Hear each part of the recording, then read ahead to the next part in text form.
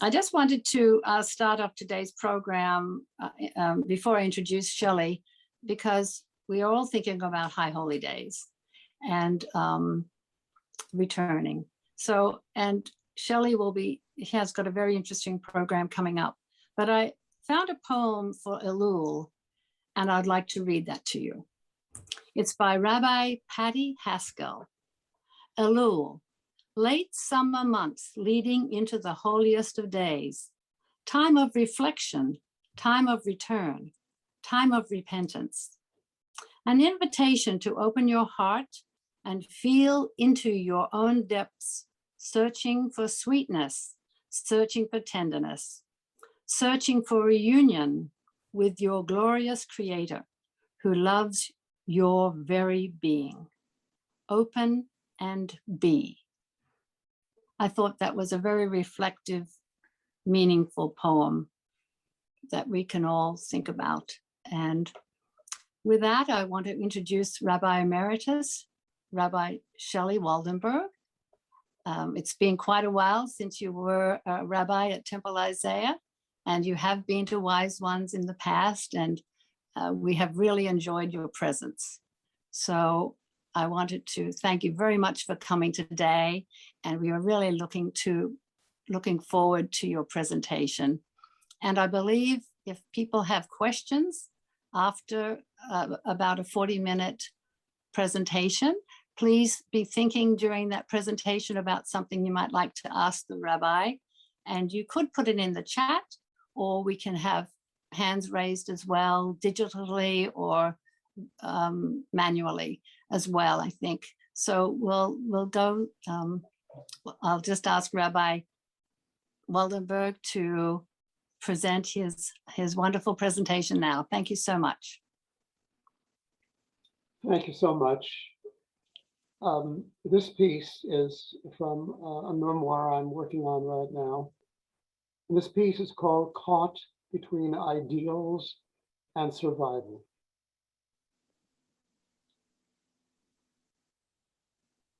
Rabbi Menachem Mendel Schneerson, the Lubavitcher Rebbe, taught that every sin is a form of being lost, and teshuvah is the return of one's soul to God and to one's family. My father's name was Zalman Chaim Waldenberg. This is his story of teshuvah. It's mine and it's yours.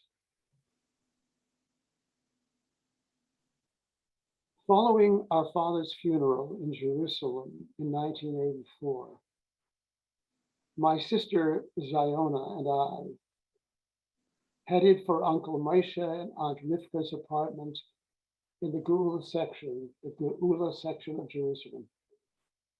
We wondered what we would say or talk about with our family while waiting to sit shiva that evening. During previous visits to Israel over the years, we had never gotten to know Dad's brothers, Uncle Moshe, Uncle Lezer, Uncle Nachum, his sister Aunt Zipporah, and their families. We'd never really shared our lives, our joys and our sorrows, our aspirations, our struggles. Who were they to us? Who were we to them? My sister Ziona and I decided to break the ice with a question that was long on our minds. Why, at the age of 18, did our father flee his family in Jerusalem, his birthplace, the beloved city of the Jewish people, and go and settle in New York? After all, Jews living in the Galut, the diaspora, for over 2,000 years, prayed fervently every day for their return to Zion. When we arrived at Uncle Moshe's, Aunt Zipporah escorted us to a sitting room where Uncle Moshe and Uncle Lazer were waiting for us. Friends and relatives were gathering in the next room, so our time was limited. We sat in silence for several minutes until I asked, please tell us why our father, Zalman, left his family here when he was 18 years old and settled in New York. Whenever I had posed this question to our father, he changed the subject. What happened? Please tell us. Uncle Moshe was first to respond, and we knew him best because he lived with us in the Bronx for several years following World War II. He worked as a diamond cutter in Manhattan and occasionally as a chazan in New Jersey at various shuls. He said that as a young man, Zalman, his brother, had this, how did he put it, fire in his belly, a strong will to live life on his own terms. A quality many people envied about him, especially when he decided to go live in America. Others condemned him for it. Uncle Moshe told us that Dad's decision to leave home for the States began to unfold one night when they were both asleep. Uncle Moshe was awakened by his parents' voices in the next room. Well, curious, he leaned up against their bedroom door and listened in.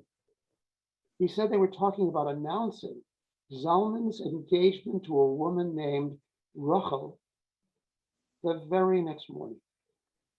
Uncle Moshe shook Zalman and told him what he had heard. Zalman muttered, I'm going to marry who? Rachel? What are you talking about, Moshe? Hardly know her. Is this a joke? Moshe told him it was serious, a shidduch, an arranged marriage in the works. Aunt Smecha continued. She said, an hour before breakfast, Zalman and our father, Yaakov Gedalia, had a talk on the street. When Zalman joined the family at the table, he was pale. He sat there in silence. When breakfast ended, Smecha continued, our father pounded on the table and said he had something very important, sehr freilach, Yiddish for very joyful, to announce. He said that he and his best friend, Yirmiyahu, had arranged a shidduch between Zalman, who was then 4, and Yirmiyahu's daughter, Rachel, who was 3. They decided their children would marry. They would marry when Zalman turned 18. Now all eyes turned to Zalman, expecting him to respond, but he remained silent, and he looked troubled. Smecha added, in our family, whatever our father decided was set in stone. My sister Ziona asked, why set in stone? Uncle Lazer responded that it was a painful question to answer. He told us that his father, Yaakov Gedalia, was born in Russia and emigrated to Palestine in the early 1900s, where he met and married their mother, Rivka. At the time, the Turks controlled Palestine, and they believed that all Russian Jews were spies for the British. Late one night, he said, the Turkish police came to our home, arrested our entire family, and took us all off to Aleppo, where we were imprisoned and our father was tortured. Thank God, Uncle Lazer said, with the help of the Jewish community in Aleppo, we were all released and allowed to return home to Jerusalem. Aunt Zipporah added that after that ordeal, their father was never the same. She said his patience, his gentleness, his wonderful humor were gone. She said that That's why we never dared argue with him. Whatever he said was yes, set in stone. So of course, Zalman wouldn't challenge our father's decision about the shidduch. He didn't want to marry Rachel. He hardly knew her, and so he sought to escape the shidduch by fleeing to America. He told our father and mother that before he would marry Rachel, he needed to study with a great rabbi in New York. His father and mother believed him and wished him well and gave him some money and their blessings, and off Zalman sailed for New York. Now Uncle Moshe turned to us and said, so Ziona and Shelley, now we've got a few questions for you. You see, whenever Zalman visited us, he was always tight-lipped about his life in America. We want to know what Zalman did to support himself. How did he meet your mother in New York, your mother Shalamis?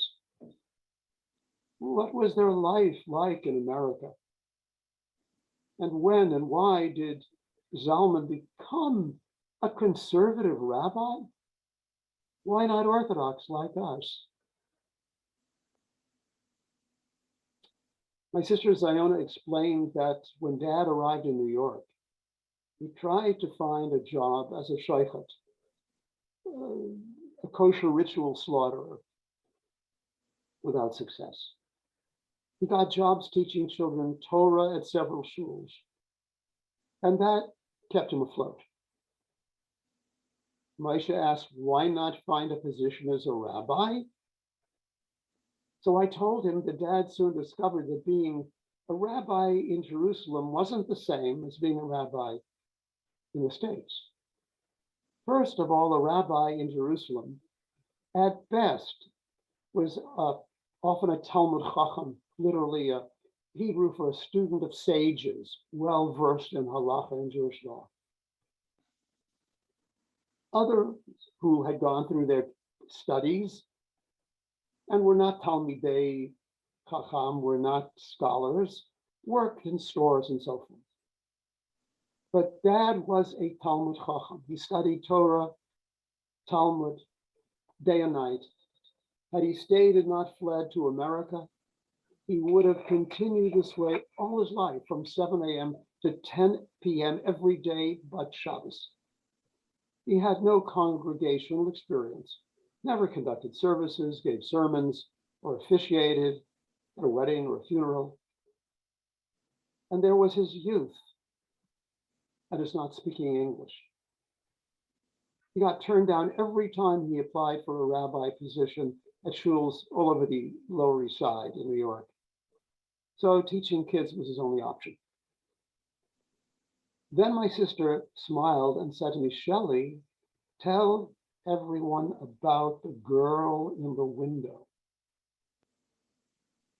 I said this was one of our favorite stories about our parents. Dad told us that a few months after he got to New York, he was sitting alone in his one-room apartment on Suffolk Street near Delancey, shivering from the cold. He wrapped himself in a blanket, stared out the window at the push carts and the peddlers milling about below. Something prompted him to look toward the apartment in a tenement across the street. Dad described this moment to us with that charming shmeichel, Yiddish for charming smile.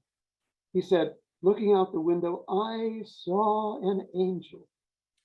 This young woman was hanging out a sign from the 5th floor window of her apartment. The sign read, room for rent, 5B. Dad said this girl was beautiful with blonde hair and blue eyes. He said, the most beautiful girl I've ever seen. He knew that as a Talmud Chacham, he was forbidden to converse with a woman on the street, even across an alleyway. So he washed up quickly, put on his best yarmulke, his cleanest shirt, adjusted his payas, side locks, and his tzitzis, and he ran across the street climbed 5 flights to apartment 5B, and he rang the bell. A plaque on the door read, Rabbi Yankiv Moshe Goldman. A short, portly, modestly dressed, bearded man opened the door. At that moment, Dad spotted the girl he'd seen in the window standing alongside her mother by the doorway to the sitting room. Rabbi Goldman beckoned Dad to take a seat at the kitchen table and offered him a glass of tea. He didn't answer any of Dad's questions about the rent or facilities or when he could move in or if he could move in. Instead, he asked Dad to comment on the Sedra, the Torah portion that week, Kedoshim, the holiness code in Leviticus. Dad said that when he began citing commentaries of Rashi and other rabbinic luminaries, Rabbi Goldman ushered him into a tiny bedroom and said, "This will be your room, Zalman. You can come and go as you please in the kitchen, in the living room, in the bathroom. However, Zalman, the room next to you belongs to our daughter, Shulamis. She is 17 years old. You must act properly." Dad gave his word, and he moved in the next day. 6 months later, Mom and Dad were married. Why and how that came about so quickly, we'll never know. 2 years later, February 10th, 1931, my sister Ziona was born. They named her Ziona because they were among the Chovavei Tzion, Zionists, Jews who loved Eretz Yisrael. Ziona continued now.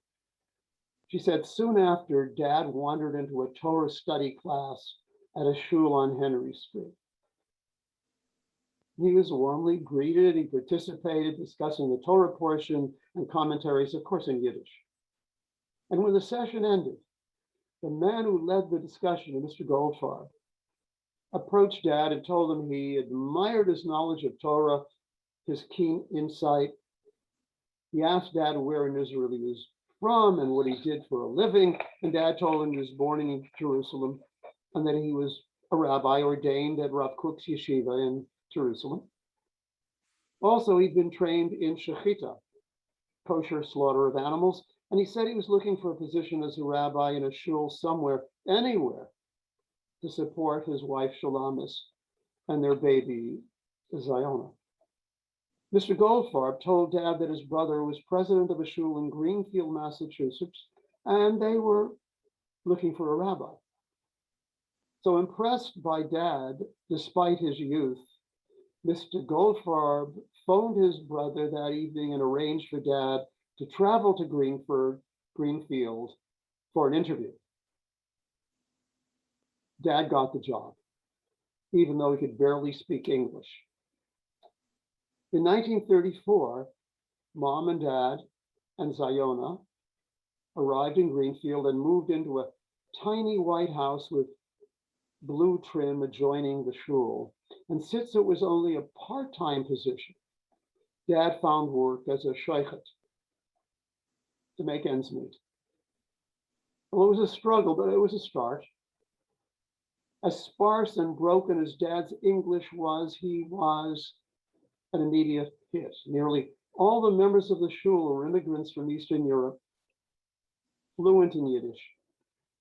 Not only was Dad an inspiring teacher and speaker, he was a fine chazan, and he was funny. To improve his English, Dad bought recordings of British Shakespearean actors and listened to them every day after his prayers and breakfast, emulating precisely their pronunciation. So soon, Dad sounded like Laurence Olivier in Hamlet, whether he was delivering a sermon or ordering a kosher hot dog. I was born in Greenfield Massachusetts, the second day of Shavuot, May 28th, 1936. My parents named me Shelley in English and Shammai in Hebrew. Shelley in English because my mother adored the poetry of Percy Bysshe Shelley, which she had read in Yiddish back in Kabrin, Poland. It blows me away when I think of that. Shammai in Hebrew to honor the memory of her great-grandfather, Shammai Goldman. 2 years later, a shul in Nashua, New Hampshire, offered Dad a full-time position as rabbi. Dad accepted, and we moved to Nashua and into the shul's charming red brick residence, and we even had a garage to house the jalopy the shul provided. Soon after we arrived, we learned that no Jews signs had been planted outside a number of hotels in the White Mountains located nearby. And several days later, Mom found a note that had been slipped under our door that read, "Jews, get out." Mom wept, and Dad ripped up the note and shouted out the door, wide open, "Yemach shemam v'zichram." May their names and memories be blotted out, these perpetrators. So now Dad began writing letters to shuls in New York City, hoping to find a position as a rabbi somewhere, but he was turned down again and again. As I said, probably because of his youth, his lack of any experience in congregational life. Then a letter arrived from a shul's rabbi search committee in Brooklyn. "Yes, yes," Dad shouted, dancing jubilantly all over the house. "They want me to be their rabbi, me." It's a place called Borough Park in Brooklyn. I never saw him so happy. At once, Dad submitted his resignation to the shul's board in Nashua. A few weeks later, we packed our bags, piled into a train, and we headed for New York. A new and happy life awaiting us, or so we believed.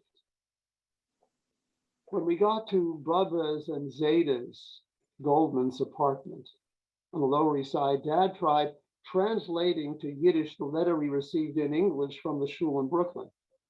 But he kept stumbling over words he didn't understand. So Zeta took the letter to his English-speaking neighbor, Stanley, for a more accurate translation. Stanley said that the letter read, "Rabbi Waldenberg, we're pleased to hear of your interest in serving as a rabbi. Your background is inspiring, impressive. But your letter came too late. We've already chosen a rabbi. All the best." Dad was crushed. He sat on the couch weeping, Mom holding him close and consoling him. Mom, she was God sent for Dad, as he was for her, and for Ziona, my sister, and for me. Mom taught us that gentle and kind people possess menschlichkeit, integrity, and strength, and that bitter and angry people are weak and frightened. She taught us by her example to reach deep inside ourselves when we were hurting and discover strengths we never knew we had. Like the evening that Dad, Ziona, and I gathered together in Mom's hospital room at Montefiore Hospital in New York, soon after she was diagnosed with colon cancer. She was about 51 years old. As we stood by her bed, her oncologist, Dr. Steinberg, walked in. He turned to Mom and told her she had 6 months to live. 6 months to live. That, I don't know how to say it, that fool. He was speaking statistically, but sounding like it would soon be all over for Mom. What happened next? Mom sat up in bed and announced Cancer, schmencer, as long as I'm healthy. She lived 5 more years. You know, throughout my life, Mom never shouted or snapped at us, at my sister or me, or Dad. The only criticism of me she ever expressed in all those years was that I used too many towels. I think I still do. Aunt Zipporah, Uncle Laser, and Uncle Misha. There's one other aspect of Dad's essential being you need to know in order to understand and to appreciate who he really was. And that is his sense of humor. He had a gift. Dad had a gift for making us laugh and lifting our spirits amidst all kinds of circumstances, often diffusing the most arduous or mind-boggling situations. Only a few examples. When I was 12, Dad and I went to Macy's to buy me a suit for my bar mitzvah. As we walked in, I saw this beautiful white and red bicycle. And I said, Dad, I'll do anything if you get me that bike.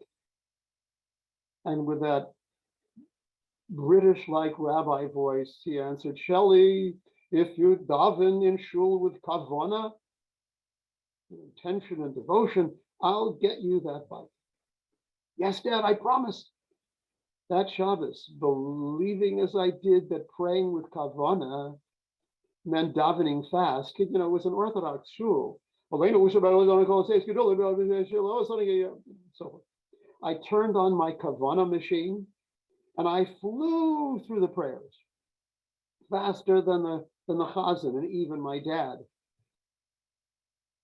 During the Shemona Esrei, the centerpiece of the service, or even in an Orthodox shul, nobody talks to each other. Dad turned his head in my direction and he called out in a whisper, "Sold American!" The Lucky Strike auctioneer himself. Oh boy. He might have scolded me. He remained silent. A week later, the white and red bike was delivered to our home. What a guy. What a guy. One other story I treasure and I've got to share. When I was 4 years old, I asked Dad to read me the funnies, the comics that appeared each Sunday in the Nashua newspaper. I still couldn't read the captions. Please, Dad, read it to me. He took the comics page out of the paper and out of my hand, and he crumpled it and threw it into the garbage, saying, Shelley, this is chazarai, this is garbage. Come, I'll read to you from the Torah, and you will love it. Dad sat me on his knee, a chumash in his hands, and began reading the Hebrew and translating each verse in Genesis to English, or so I thought. Dad began. Avraham said to Sarah, where is Popeye? Sarah answered, Popeye is with Yitzchak at the Hebrew National Deli near the shul. They're waiting for Donald Duck to join them for Torah study. And so it went. I loved it. I loved hearing Dad's supposed translations of Torah until I turned 7 and entered the Yaakov Yosef Yeshiva on Henry Street on the Lower East Side. Now, 4 hours a day, we learn to translate and understand Torah. To my chagrin, Popeye, olive oil, Donald Duck were nowhere to be found in all of Genesis. I got over it. Ziona and I were far too young back then to appreciate how flexible, courageous, capable, and innovative our parents were in enduring and confronting the challenges they faced in a strange new land. Dad got a job driving a school bus and teaching Torah to kids at the Young Israel Talmud Torah in Woodside, Long Island. And at the same time, he enrolled in an evening high school in Sunnyside. Queens, graduated, accepted at New York University, earned a BA and MA degree. Mom signed up for Esperanto stenography classes at the Jewish Theological Seminary in Manhattan, got a job as a secretary to the editor of the Jewish Forward newspaper. Then one day, through a friend, Dad was invited to offer a Dvar Torah at Congregation Hope of Israel in the Bronx on Walton Avenue near the Grand Concourse. Again, Dad was a hit. And he continued serving as the shul's rabbi for the next 10 years. At the same time, he and our mother managed to pay our tuition, Ziona and my tuition, throughout our undergraduate and graduate educations, including my 4 years at the Hebrew Union College that led to my ordination as a rabbi. At that moment that I related all this to Uncle Mesha, Uncle Lazer, and Aunt Zipporah, they began whispering to each other, looking befuddled. Uncle Lazer asked, "Please explain to us about Zalman, your father's becoming a conservative rabbi. Why not Orthodox like us?" I answered that as best I knew, it was owing to the influence of Rabbi Mordechai Kaplan, one of the founders of Reconstructionist Judaism. Dad had found Kaplan's book, Judaism as a Civilization, as well as books by Abraham Heschel in the Educational Alliance on the Lower East Side. Reading them, he said, a whole new world of Jewish ethics, Jewish philosophy, Jewish sociology, Jewish history open to him. Such subjects were never engaged in Dad's Orthodox world. It was only Talmud then, Torah, Talmud.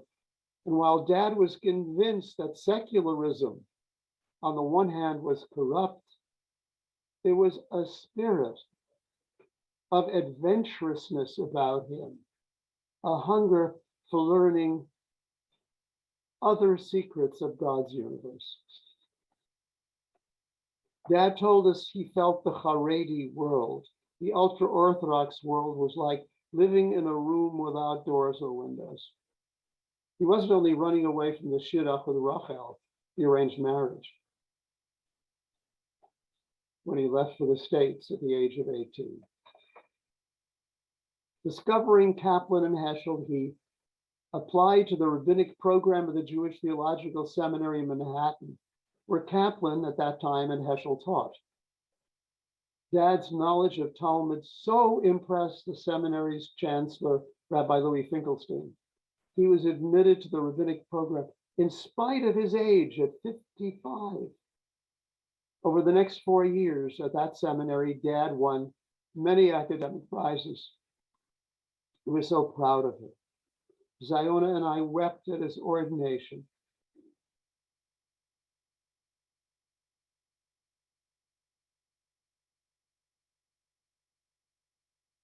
As he marched down the aisle with graduates half his age, receiving smicha, rabbinic ordination. Soon after, he was chosen to serve a congregation, a conservative congregation in Yonkers, New York.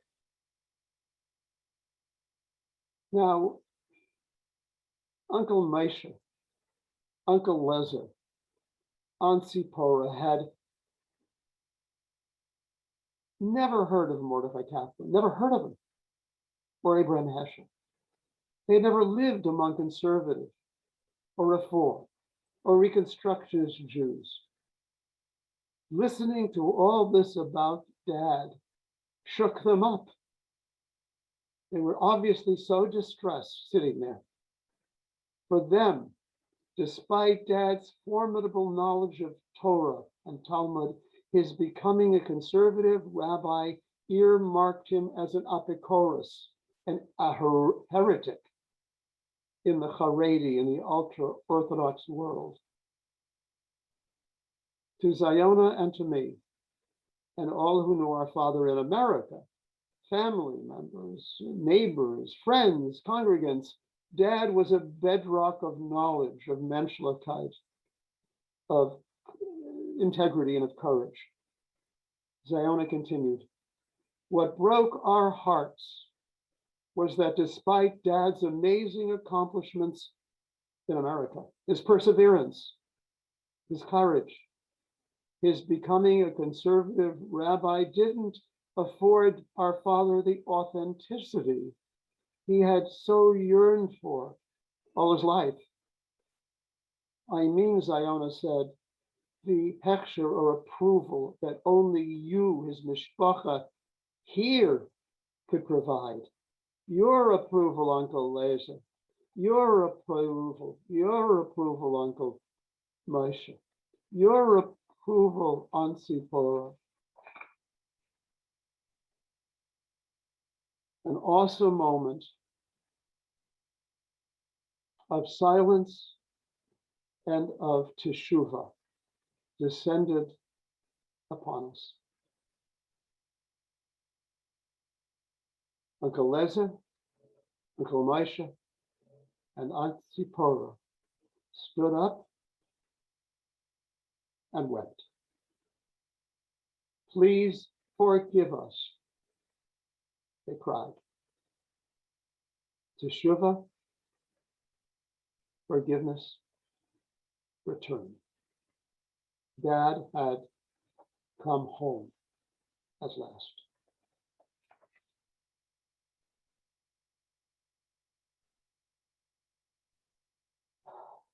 I welcome your questions or your comments or whatever you have in mind.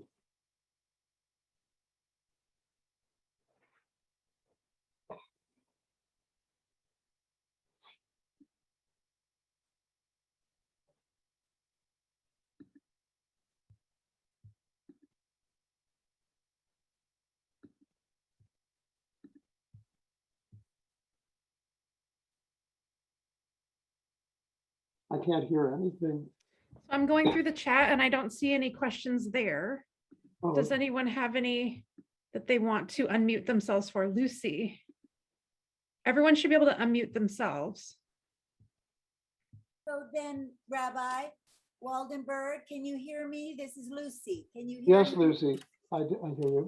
So then, what made you become a Reform rabbi? Well, another part of the story, when I was at New York University, there was for 6 credits, a trip to Israel. For 6 credits at the Katz-Nelson Institute. People of all faiths and backgrounds from NYU signed up, paid the tuition. And at the Katz-Nelson Institute, I was about 18 years old. I met this older woman who was 21 and fell in love with her. And when we got back to the States, she lived in Riverdale, New York, and I hoped she would date me. Her father said, well, I don't know about that, but would you help her brother with his bar mitzvah preparation? I said, sure. So I worked with him, and then he said, you know, we'd like you to meet Rabbi Shulman at Riverdale Temple. It's called a Reform Temple. I've never heard of Reform. I never heard of it. I met Rabbi Shulman, who was amazing. And because I had gone to yeshiva until I graduated from high school, he decided that it would be wonderful to have me teaching the 8th grade at Riverdale Temple. So I began, sure, and teaching bar mitzvah to individuals in Riverdale in their homes. And I went to services at Riverdale Temple. It was Reform. And I was so enamored with Rabbi Shulman, not so much because of his sermons, which he forced me to listen to all the time, but it was the way he listened to people. He would take me to see sick people, and he was there completely for them.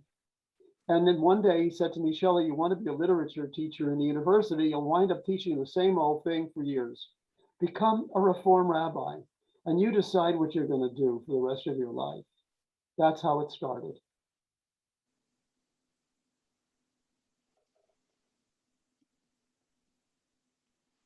That's wonderful, Rabbi. I'm sorry I couldn't unmute myself after you finished your presentation.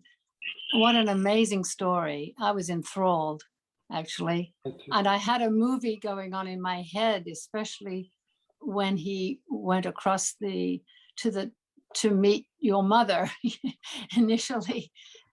And that was such a sensitive, wonderful memory you have, story that you have. So many wonderful stories, and it's so meaningful. And it makes me think of Alex's parents, my husband's parents, who came without a word of English to the States in 1946. Maybe Alex, if you can unmute, you might be able to tell a little bit of that story. But it was a similar, not very different in the sense that he wasn't a rabbi. He worked on 7th Avenue, but the challenges people had. I see In the Marlene beginning. has her hand up with a question.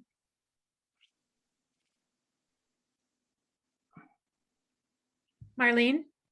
Yes, Oh, good. I can't Hi, seem to Marlene. use any Hello. of the, hi Shelley, I wanted to tell you how much I enjoyed listening to you. And the thing about how you spoke about your father with his sense of humor, it reminded me, Shelley, so much of you.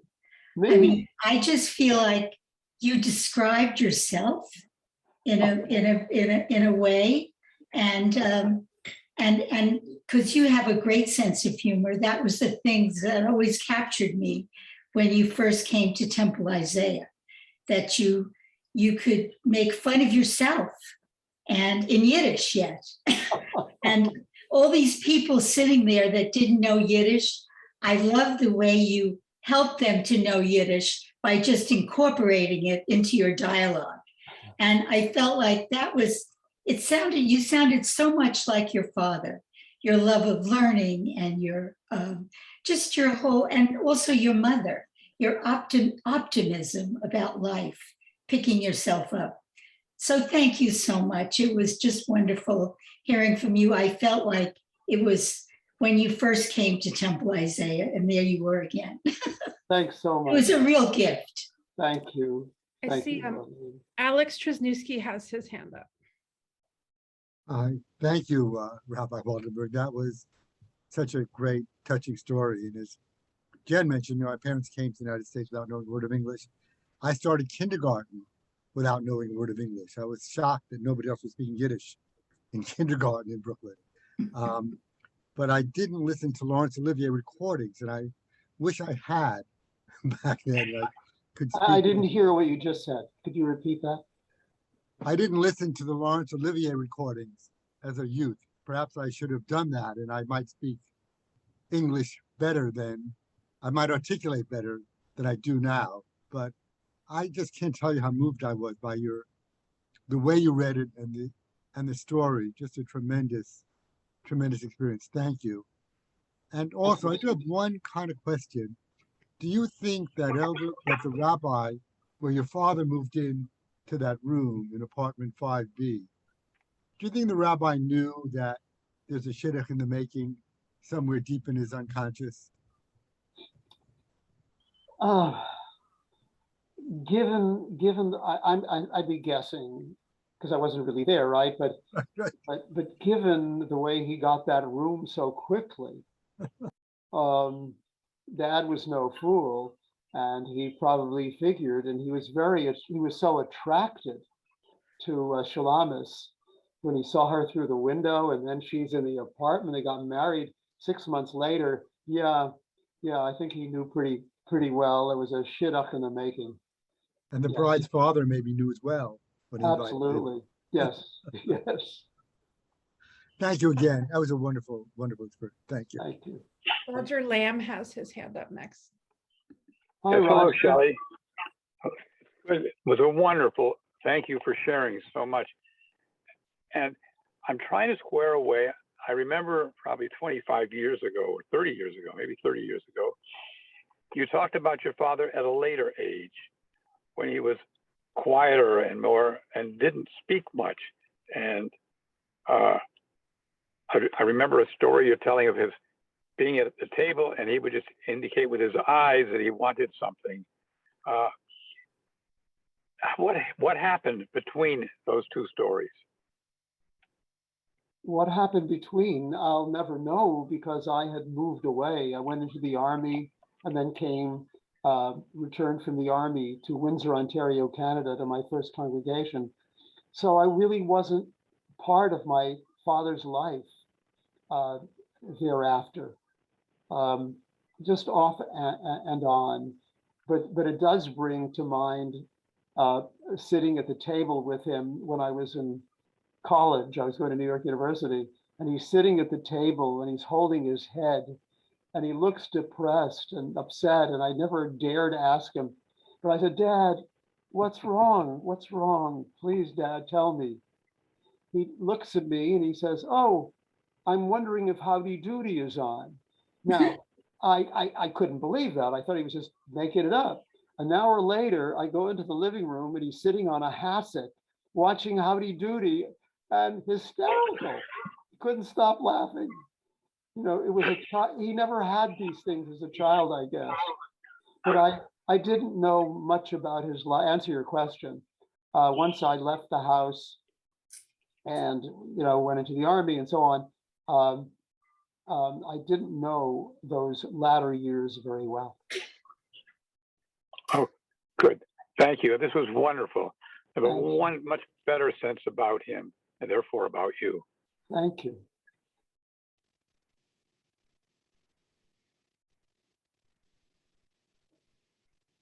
Your last story, Rabbi, gives me the impression your father always had joy and love of life. He sounds like he was so curious, and he was so well read and such a mensch. And I just feel like I would love to have known him. And just knowing you, I was not in the congregation when you were there, but you influence so many people, and you have a very special place in the heart of so many congregants at Temple Isaiah. Thank you. And we just love hearing from you. We would love to have you come back to Wise Ones again. And we just appreciate the fact that you've spent the time.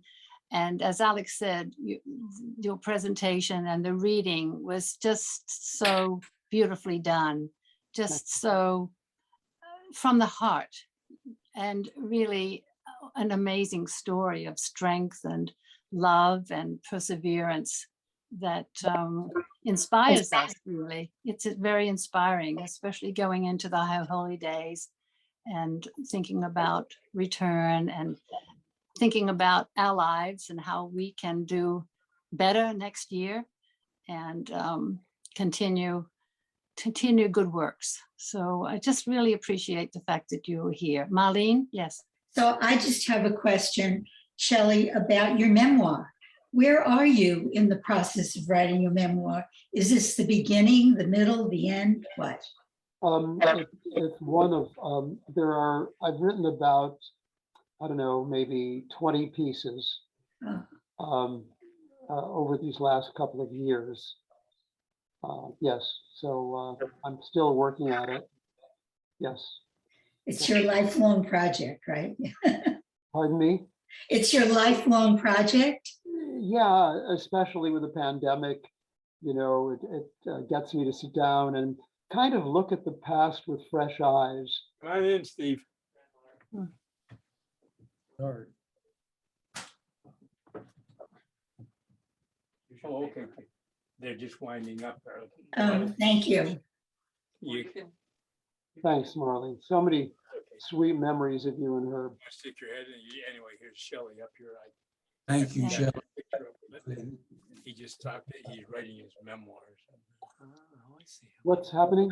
Art, can you mute, I'm sorry. please? This is my nephew, Steve. Oh, good. He came over. Oh, hi. Welcome. Shelley, Oh, good to see you, Steve. Wow. See you. Wow. Who else is there? Wow. I don't think you and I recognize. But anyway, hello. Hello. Wonderful. He just, And I'm so glad we recorded it, Jen, because some people couldn't make it today. And I think that they would really appreciate being able to listen at a later date. You are a wonderful writer, Rabbi. Yes, great. Anybody else for a comment or a question? No. Oh, Alex, okay, you need to unmute. Oh, I was just waving goodbye, thanking everybody. Oh, Rabbi, Alex. Thank It's Oh, great, that's Rabbi. that's good. Well, thank you very much, Rabbi, and thank you, Thanks, Jen, Shelley. for managing us on the Zoom meeting. And we so appreciate your Rabbi coming and joining us. It was a just an amazing talk, amazing presentation, and really, it's a credit to your writing and your memories. Writing them down, it's inspiring. And Really. it's so good to see each of you. I have so many sweet memories of those of you who are sitting there. They were wonderful years, and I miss them. I miss them. Yes. Thank I you, always- Shelley. I So if always the recording wondered, Shelley. worked, if the recording worked, I will upload it to a private YouTube link and send it to the Wise Ones list. Good. I'll send you the list. And Julie, did you want to say something? No, it's okay. All right. Good. Well, we look forward to seeing you again at Wise Ones one of these days, Rabbi Waldenberg. And just thank you everybody for coming and participating. It's wonderful to see you all. And I hope we can see each other in person at some other meeting in the future. And I hope to see you at Temple, at High Holy Days, and I wish Thank you all you. well. A sweet and healthy Shana Yes. Tova. Yes, Shana Tova. exactly. Shana Tova to everyone. Bye-bye. Bye. Bye.